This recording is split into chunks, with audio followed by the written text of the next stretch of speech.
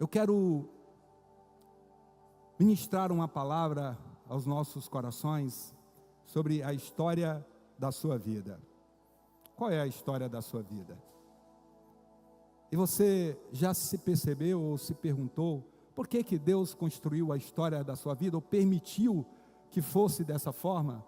Porque você nasceu onde nasceu, na família que você nasceu e viveu a história que você nasceu.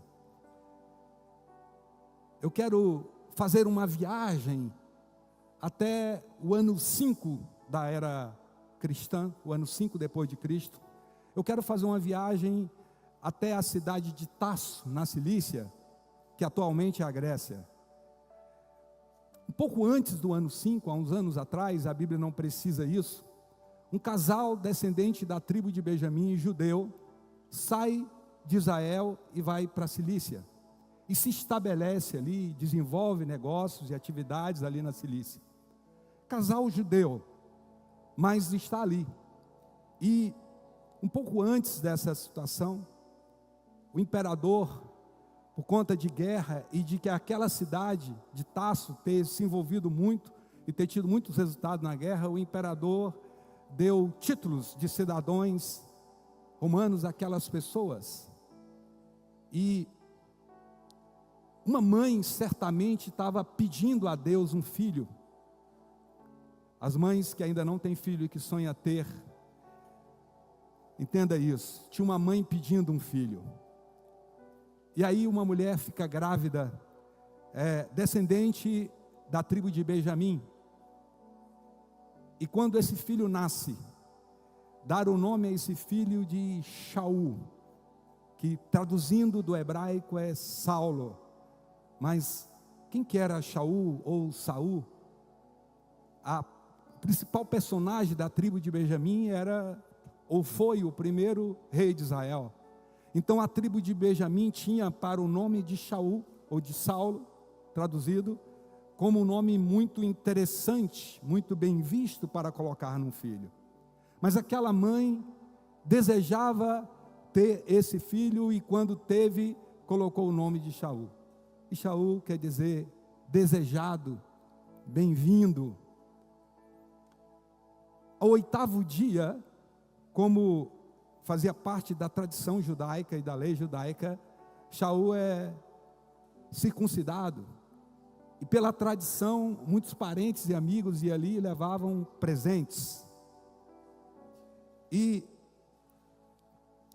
esse garoto, que segundo os manuscritos apócrifos diz a todo o achado nas escavações, todos os manuscritos que não fizeram parte, que não foram colocados, ou não havia sido descoberto quando houve o concílio de Nicéia, em que considerou quais eram os textos sagrados. Então esses são apócrifos, não quer dizer que eles não sejam importantes. E dentro dos manuscritos apócrifos tinha uns escritos de Onésimo, que foi um dos discípulos de Paulo, e nesses escritos ele definia como que era a estatura de Paulo. Então diz que Paulo era baixinho, e que ele era metade calvo, que ele tinha os olhos muito próximos um do outro, e que ele tinha olhos claros. E as pernas de Paulo nesses escritos eram um pouco arqueadas. Então imagina, cidadão baixinho, perna um pouco asqueada, olhos claros, calvo, não é igual eu, tenho um cabelo completo. E Paulo era então esse perfil. Mas Paulo estava muito bem colocado dentro de uma família. Entenda, Paulo é de família judia, que estava morando em Tasso, portanto, ele estava fazendo parte de um domínio do Império Romano na época, tinha cidadania romana, e os pais tinham uma certa condição financeira, poderiam chamar de ricos, ou uma boa condição financeira, pois pegaram Paulo lá de Tasso, envia para Jerusalém para estudar e para ser formado na escola mais elitizada. Era como alguém do Brasil mandar alguém para os Estados Unidos para estudar em Harvard. Ou vamos colocar uma escola mais interessante, na Oral Roberts, né? Era muito difícil, era muito caro, poucas pessoas sabiam ler. E Paulo é enviado para Jerusalém, E Paulo é formado não apenas naquela escola, não apenas na escola rabínica, mas Saulo é formado. Que Deus te dê a honra de quem traz um café para um profeta.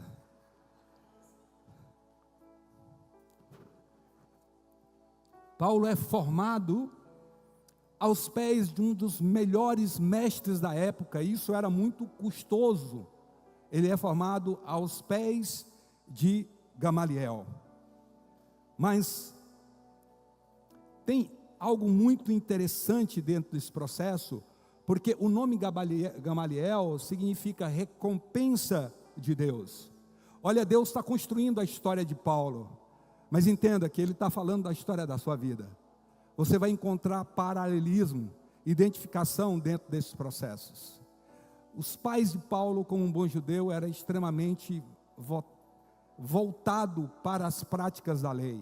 Mas Paulo vai a Jerusalém para aprender com os mestres da lei. E Paulo não se torna um aluno qualquer. Paulo alcança o título de doutor. Dentro daquela formação era o maior título.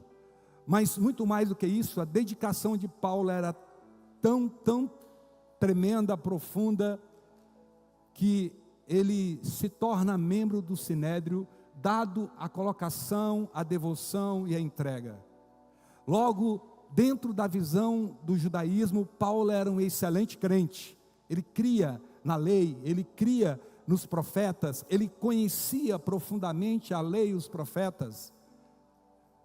Paulo era dedicado, entregue e determinado. Mas a baixa estatura, a calvície, as pernas tortas, os olhos mais próximos, segundo essa descrição desses manuscritos, nunca intimidou Paulo. Paulo nunca olhou para a sua aparência. O que Paulo estava dedicado era servir ao reino. Diga comigo, servir ao reino.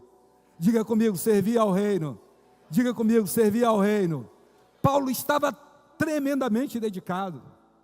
Escuta, tem pessoas que estão lá na idolatria, lá na feitiçaria, em muitos lugares. Tem pessoas que, como diz a expressão, estão enfiando o pé na jaca, na droga. Mas, de fato, essas pessoas estão profundamente buscando Deus. O ser humano, ele é naturalmente voltado para uma busca do seu Criador, ele tem uma origem divina. Então, alguém que está completamente perdido hoje, inclusive no ambiente da idolatria, da religião, essa pessoa está profundamente procurando Deus. E Deus está olhando o coração, mesmo aqueles que estão no lugar errado. Porque Paulo está dentro de uma circunstância que é o conhecimento da lei dos profetas, e era tudo o que os judeus estavam vivendo. Mas Paulo tinha religião, tinha um conhecimento, tinha profundidade. A cidade em que Paulo vivera, Tasso, era um centro cultural, filosófico. Os grandes historiadores, professores da época antiga, nos últimos 100 anos tinham convergido para Tasso, porque ali se transformaram no centro. Ou seja, Paulo tinha muita cultura, muita linguagem.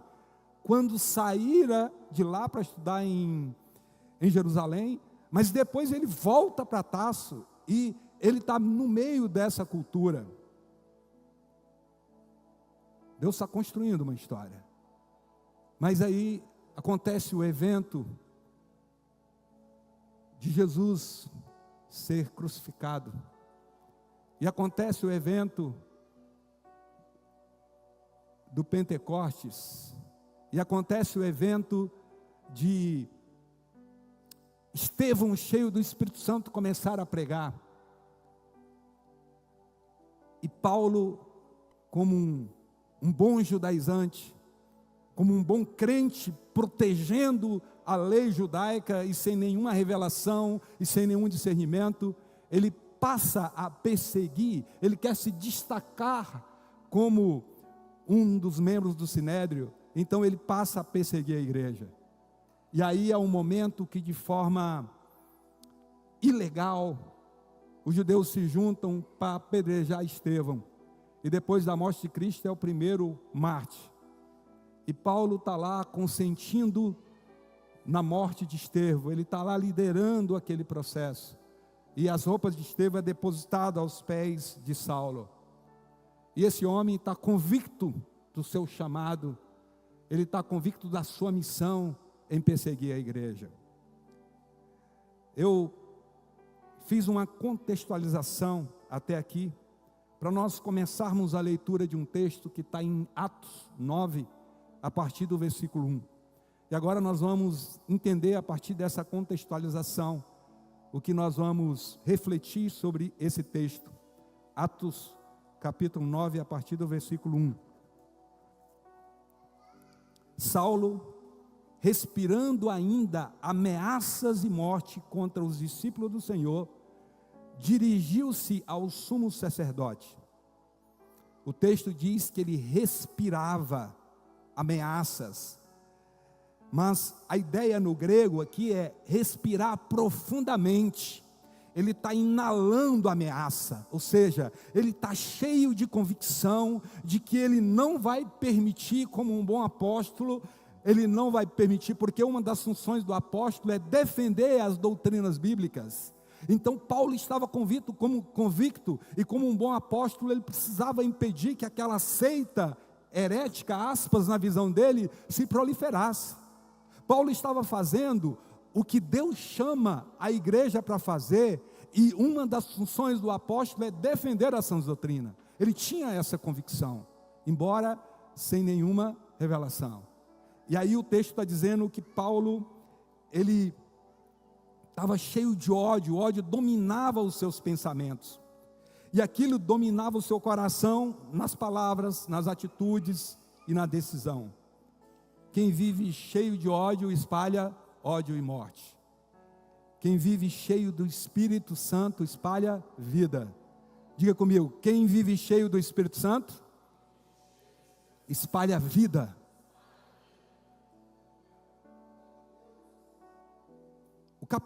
O versículo 2 do capítulo 9 diz assim: e lhe pediu cartas para as sinagogas de Damasco, a fim de que, caso achasse alguns que eram do caminho, naquele momento não eram chamados cristãos, mas Jesus disse: eu sou o caminho, a verdade e a vida. E as pessoas perguntaram: o que você está falando? Não, nós estamos no caminho. O caminho era seguir Jesus. Então ele pediu cartas para a sinagoga de Damasco, a fim de que, caso achasse alguns que eram do caminho, assim homens como mulheres, os levassem preso para Jerusalém. Paulo estava convencido de que ele estava fazendo a vontade de Deus. Ei, queridos, muitas vezes nós estamos convencidos que estamos fazendo a vontade de Deus, estamos fora da direção, porque está nos faltando revelação. Como nunca nós dependemos da intimidade, do alinhamento com o Espírito Santo. Como nunca nós dependemos de um tempo separado com Ele, para saber exatamente o que nós estamos fazendo. Talvez isso nunca tenha acontecido com você, mas na minha vida eu já tomei muitas decisões, em que eu até comuniquei para Deus o que eu ia fazer, mas eu não pedi a direção, porque às vezes nós nos equivocamos, nós estamos querendo tanto alguma coisa, que nós falamos: ó Deus, eu vou fazer isso, abençoa, eu não espero a resposta, toma a decisão, e quando dá tudo errado, eu falo: ó Deus, o que aconteceu? O Senhor permitiu, o Senhor fez? Permitir é vontade permissiva ou vontade diretiva? O permitir, Deus pode permitir porque você está insistindo e vai, mas nós precisamos da direção. Paulo estava convicto da sua missão. Paulo estava fazendo algo que é ruim para o ser humano, prender, matar pessoas, mas ele estava imbuído de uma decisão, de uma convicção, que ele estava no centro da vontade de Deus, cheio de conhecimento e determinação, mas ele estava apenas vivendo o conhecimento religioso, a esperança religiosa, e faltava a revelação. Queridos, nem todo zelo vem do Espírito Santo. Às vezes nós falamos coisas assim: eu falo porque precisava ouvir, porque essa é a vontade de Deus. O Espírito Santo não mandou você falar, ou se mandou falar, não foi com essas palavras, não foi dessa forma. Às vezes nós estamos muito ativos na religião, estamos muito ativos na igreja, nas atividades, mas distante da presença. A grande questão é, você está perto da religião, a prática, o vir para a igreja, o fazer, o devolver os seus dízimos, primícias e ofertas, o jejuar. Você está perto da religião, mas você está ligado na intimidade, na presença.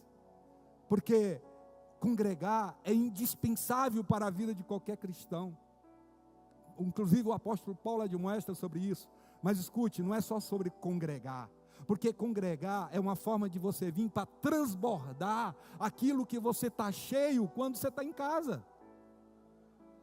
Transbordar, eu vim aqui para o templo para transbordar. Nós tivemos um pré-culto aqui e houve um transbordar da presença. Nós tivemos um louvor aqui e houve um transbordar da presença. Há uma manifestação. Talvez para alguns está esperando apenas que o culto acabe, olhando para o relógio, porque você está vazio. Ei, não é sobre religião, é sobre intimidade. Não é sobre vir para a igreja, é sobre vir cheio dele para a igreja. Ou vir com a mente aberta para transbordar na presença.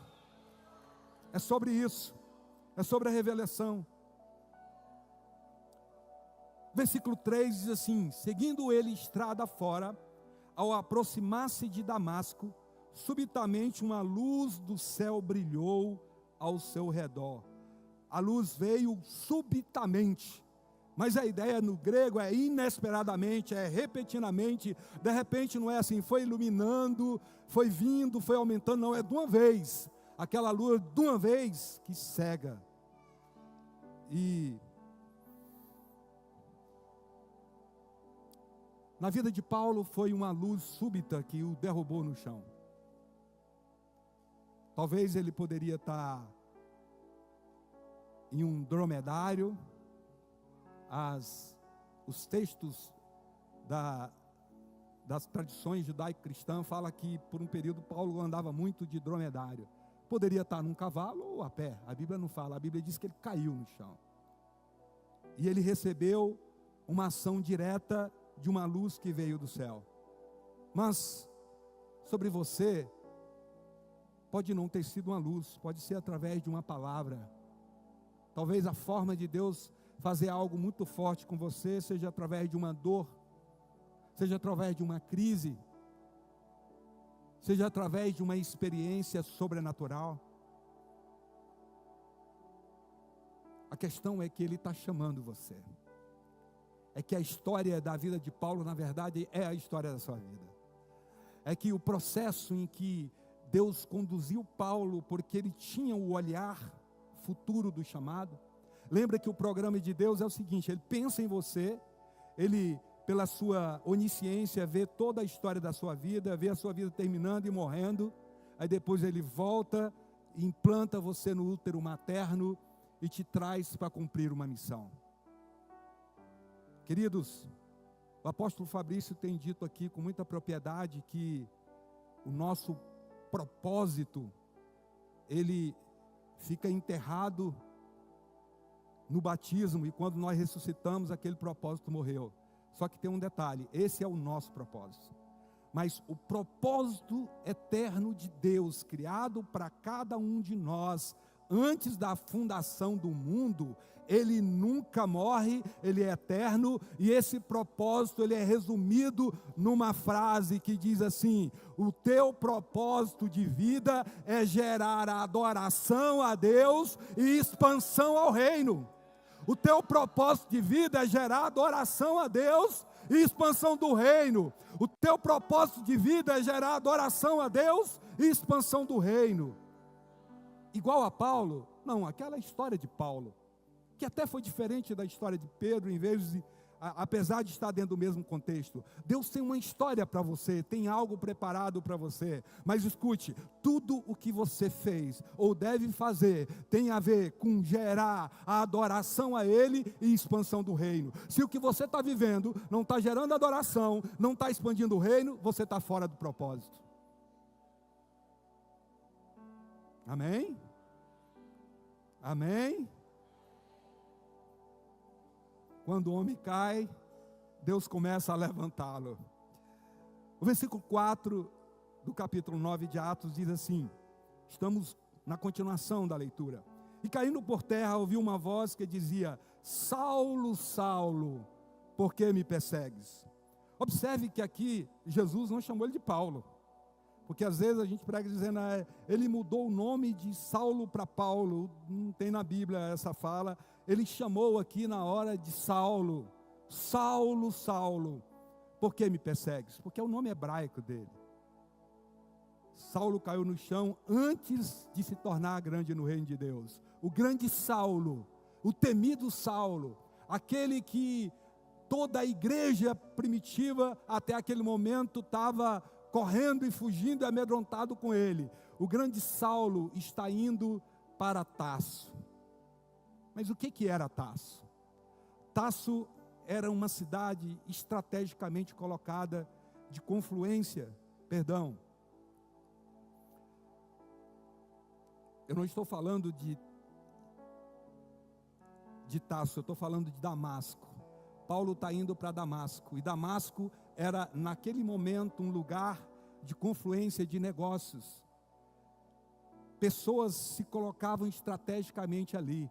Então Paulo entendeu o seguinte: se os cristãos forem para Damasco, ali em Damasco pregar o evangelho, como é um lugar de confluência de negócios de muitas pessoas, então o evangelho vai se espalhar e vai ser mais complicado. Então, estrategicamente, Saulo sai de Jerusalém e vai para Damasco.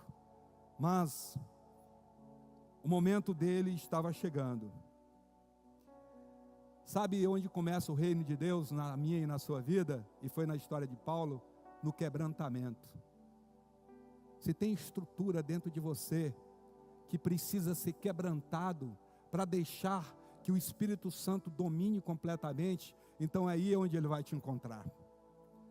É aí onde ele vai te encontrar, porque Paulo estava cheio de ensimesmamento, Paulo estava cheio de poder, de lógica, ele estava cheio de razão. Enquanto o homem está de pé cheio de orgulho, ele não consegue enxergar a glória de Deus. Escuta, se tem orgulho dentro de você, se tem soberba dentro de você, se você é grande demais, está faltando audição espiritual para ouvir Deus falar com você.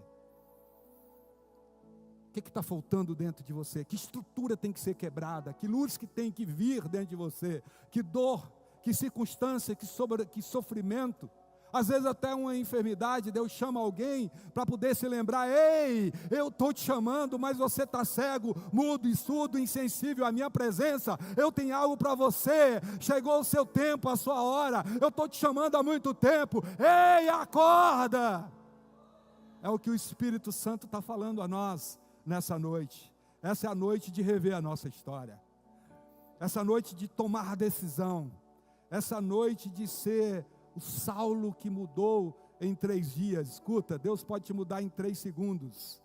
Quando Saul aparece diante do profeta, e o profeta dá uma palavra para ele, ele só faz virar as costas. Está diante do profeta, quando ele vira, ele é cheio do Espírito. Ei, o Espírito só precisa de um espaço para mudar você. Deus só precisa de um espaço para alinhar você com o propósito. Ei, só precisa de um espaço para você entender que onde você está e o que você está fazendo pode ser o certo, mas está faltando o alinhamento para glorificar e para expandir o reino. Está faltando um pouco mais de audição espiritual para ouvir a voz do Espírito dominar você. Ei, o Espírito Santo estava na criação, e quando Deus determinou que você fosse inserido no ventre materno, e Ele deu sopro sobre você, o Espírito Santo já sabia qual seria a sua missão, o seu destino, a sua profissão, o que você ia fazer, mas muita coisa está dando errado, porque você não está perguntando ao Espírito Santo como eu devo fazer, o que eu estou fazendo. O que eu estou fazendo é o que eu tenho que fazer. Algo de repente está dando errado e você continua, está dando errado, mas continua. Você está buscando um jeito de consertar. Ei, o Espírito Santo está dizendo: eu quero te dar o meio, o canal, eu quero te dar a orientação, eu quero te dar a direção. Eu sou o Senhor que fiz, eu estava presente quando você foi criado. Chega um momento na vida de Paulo que ele diz assim: desde o ventre da minha mãe eu fui escolhido. Paulo está dizendo assim: quando minha mãe estava orando por mim, o Espírito Santo já tinha decidido me colocar no ventre materno dela.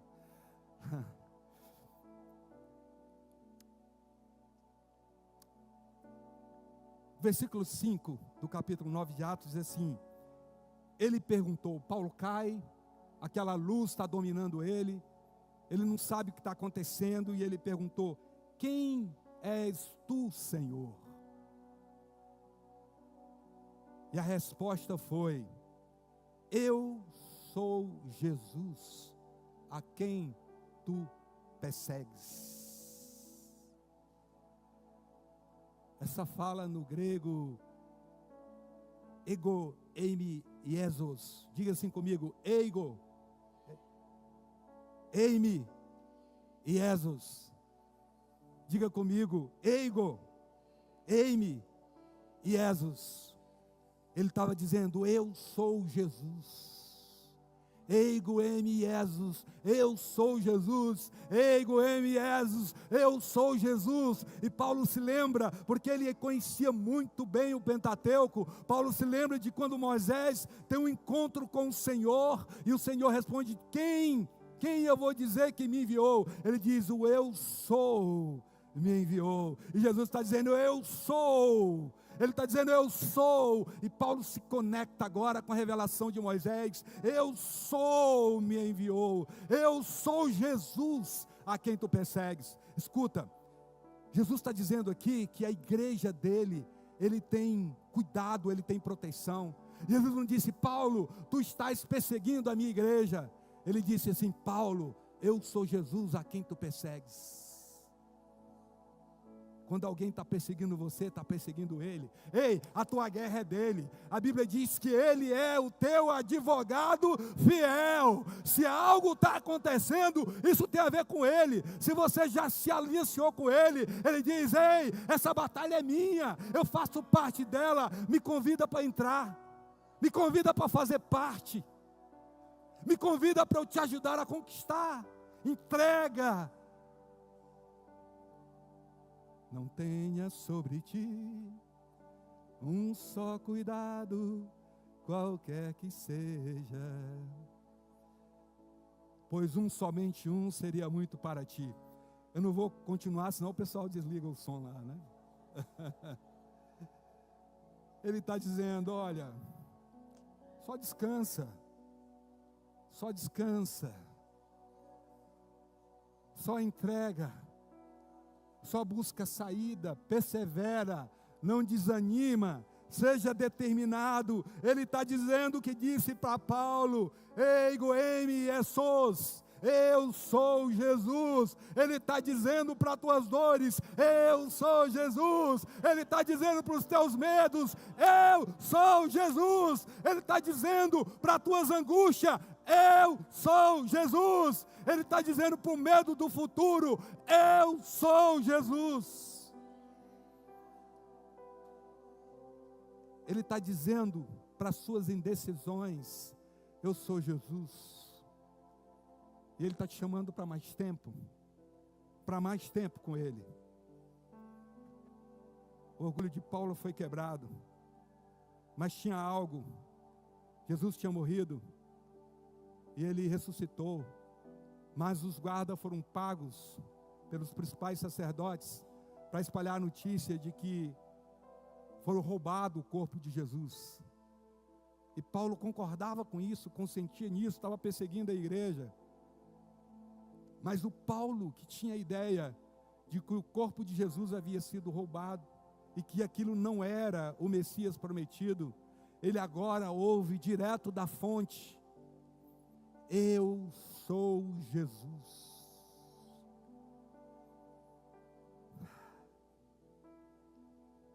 O Espírito Santo está falando dentro de você.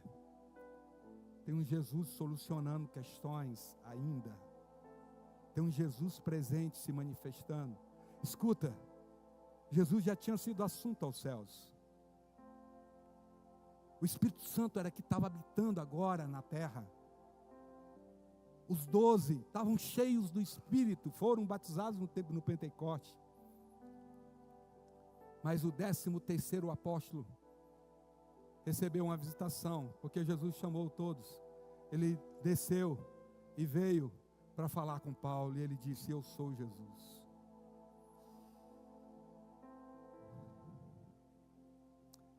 Atos 9, 8 e 9. Então Saulo se levantou da terra e, abrindo os olhos, não podia ver. E guiando-o pela mão, levaram-no para Damasco. Esteve 3 dias sem ver, durante os quais nada comeu e nada bebeu. O homem que pensava que estava enxergando, estava espiritualmente cego. 3 dias é o simbolismo de morte e ressurreição. Quando Deus quis matar a estrutura de Abraão, Ele mandou: pega o seu filho Isaque, seu único filho, e vai crucificar. E Abraão ficou morrendo durante 3 dias. 3 na Bíblia é mudança de nível. 3 dias Abraão estava morrendo. Jesus, segundo os relatos bíblicos, está 3 dias no túmulo. E agora Paulo está 3 dias sem ver e vendo muito. Paulo estava sem ver e enxergando tudo. Paulo não via com os olhos naturais, mas os olhos espirituais dele estavam abertos. E Paulo estava sem comer e sem beber, não é por ausência de comida, mas é porque ele teve um encontro. Ei, quando alguém encontra com Jesus, algo precisa acontecer. Ei, se não houve uma mudança na tua vida, você precisa fazer um reencontro com Ele. Você precisa cair e ficar 3 dias. Ei, quando há um encontro com Ele, algo diferente acontece. 3 dias. 3 dias sem nenhuma conexão visual, sem nenhum contato visual. E o Paulo estava morrendo. O que estava passando pela mente de Paulo durante esses 3 dias? Estava passando: uau!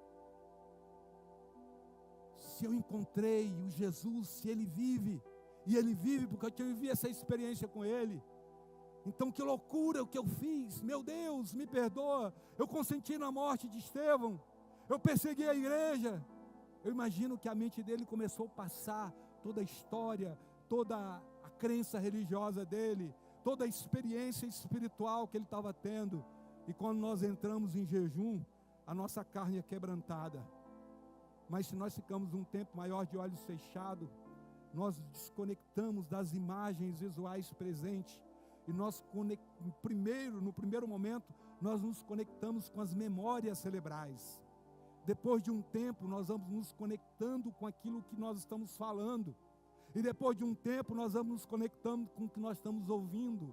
Por isso que um tempo de oração em línguas e de olhos fechados. Por que os olhos fechados, apóstolo? Porque quando nós estamos orando de olhos abertos, nós estamos sob muitos estímulos visuais. Mas quando eu fecho os olhos e eu começo a orar, e eu fico um tempo orando em línguas, eu vou limpando a minha mente. Daqui a pouco eu deixo de me conectar com as imagens guardadas, com as imagens que eu deixei de ver, e agora eu começo a me conectar com a imagem do Espírito, e eu começo a receber revelação. Agora imagina que Paulo está 3 dias, o estômago dele não estava recebendo nada, nem água, nem comida, mas Paulo estava completamente concentrado.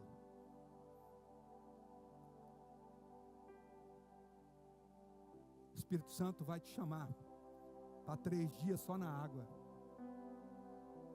E quando começar a vir pensamentos de 3 dias só na água, porque o Espírito já tem chamado muitos, alguns têm ouvido, mas o Espírito Santo está te chamando. Talvez a sua audição espiritual está tampada. O Espírito Santo vai chamar alguns para ter um encontro real, para ter um alinhamento, porque aparentemente estava tudo certo que Paulo estava fazendo, mas ele estava completamente errado, mas estava dentro do desenho, ele estava sendo preparado. Ei,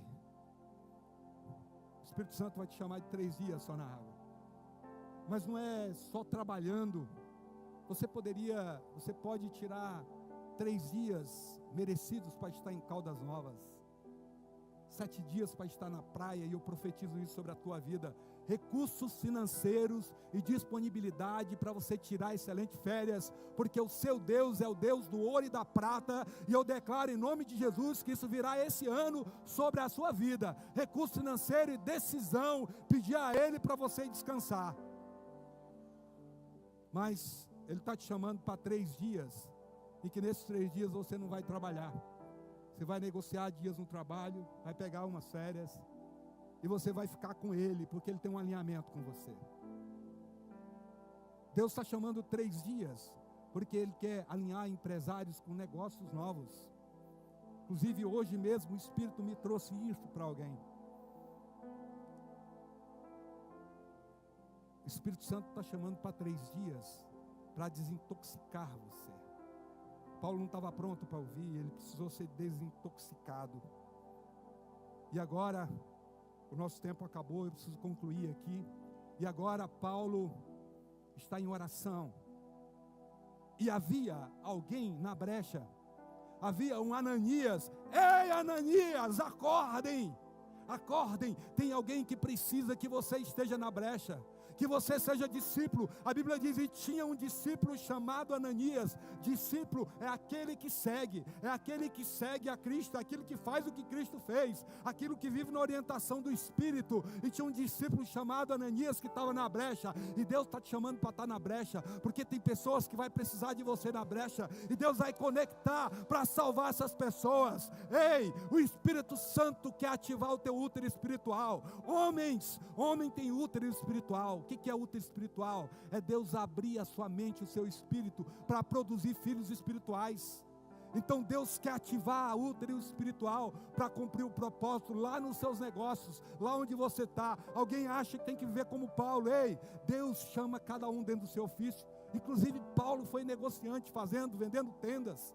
A tenda da época era costurada, não é? Então Paulo era um costureiro especial de tendas, como um arquiteto hoje, que tinha um alto padrão. E Paulo estava fazendo negócios e implantando o reino. Escuta. Ei, Apocalipse diz que os tímidos não herdarão o reino dos céus. E os tímidos do Apocalipse não é uma pessoa introvertida, vergonhosa, que tem dificuldade de se comunicar por um trauma, por um problema. Não é sobre essa pessoa. Os tímidos são aquelas pessoas que não têm coragem de falar de Jesus. Ele não tem coragem de se apresentar com o reino. Ele se sente intimidado, exposto. Ei, esse tímido não vai herdar o reino dos céus. Ei, não importa quem você é, qual é o seu chamado, qual é a sua idade, se você é baixinho, careca, se você tem pernas tortas igual Paulo, ou se você é alto, bonitão, ei, ou você é magro, ou se você é gordo, não importa. Deus está te chamando para transbordar através de você. Olha, existe uma missão, um propósito eterno na sua vida. Glorificar a Deus e expandir o reino. Glorificar a Ele e expandir o reino. Adoração a Ele e expandir o reino. É para a intimidade que Deus está te chamando. Ei, Deus está te chamando para a intimidade. Deus está te chamando para expandir o reino.